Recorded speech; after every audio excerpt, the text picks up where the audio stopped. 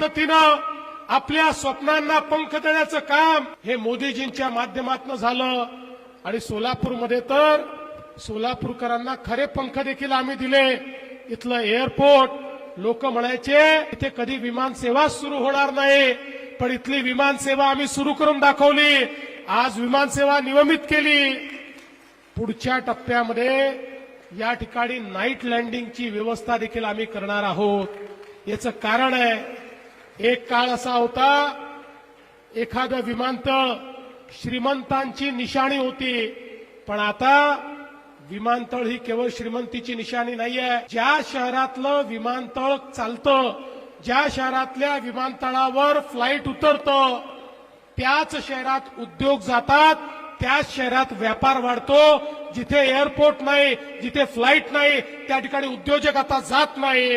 आणि म्हणून हे केवळ कोणाला तरी हैदराबादला, कोणाला तरी दिल्लीला, कोणाला तरी मुंबईला जाण्यापुरतं हे एअरपोर्ट केलेलं नाही, तर पुढच्या सोलापूरच्या औद्योगिक नगरीला पुन्हा भरभराटी आली पाहिजे, याकरता या एअरपोर्टचं काम आपण केलं।